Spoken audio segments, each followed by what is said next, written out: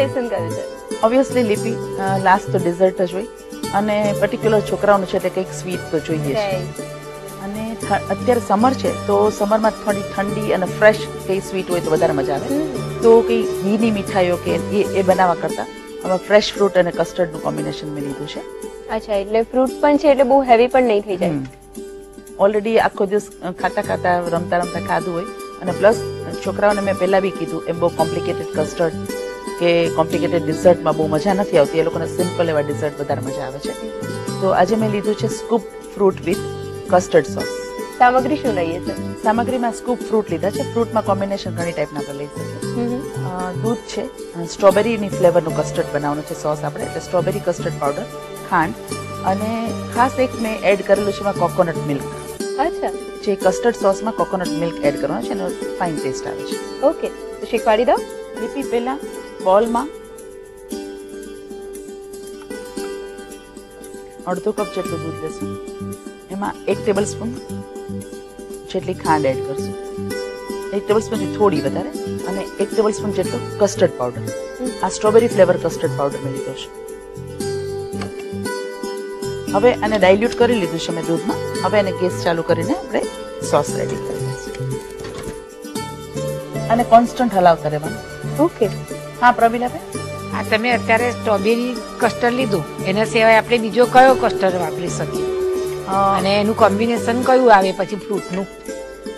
Strawberry custard લીધું, એમાં એમ vanilla custard બી આપણે યુઝ કરી શકીએ અને એમાં પણ ફ્રૂટના કોમ્બિનેશનમાં બનાના, એપલ, ચેરી, પાઇનેપલ આપણે બધું નાખી શકીએ. મેંગો બી સારું લાગે છે. લગભગ કેટલી કન્સિસ્ટન્સી કરવાની છે? થીક થોડી પેસ્ટ થાય એટલી કરવાની છે.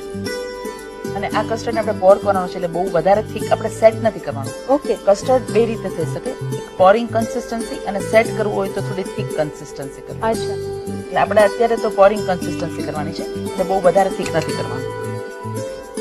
હવે કન્સિસ્ટન્સી થીક ને ફાઇન થઈ ગઈ છે અને એક બોલમાં કાઢી લેશું અને એકદમ કમ્પ્લીટલી ઠંડુ થઈ જવા દેશું.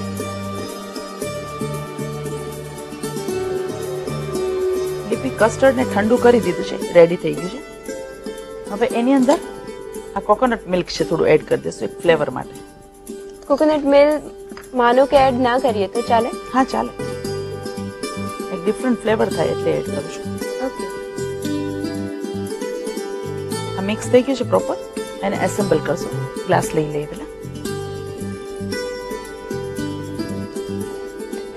નોર્મલી બ્રોડ ગ્લાસ લેવાનો એટલે થોડું અંદર ફ્રૂટ સમાઈ શકે. પેલા આપણે થોડું કસ્ટર્ડ એડ કરીશું, એની અંદર સ્કૂપ અને ડાઈસ કરેલા ફ્રૂટ્સ એડ કરશું.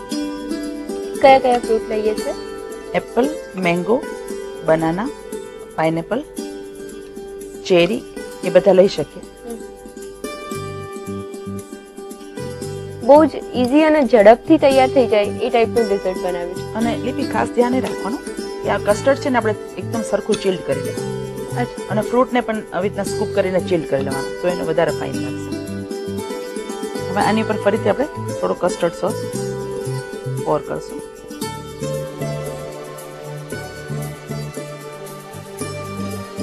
એની પર અગેન એક આપણે ચેરી મૂકી દઈશું. તો લીપી આને સર્વ કરી દઈએ.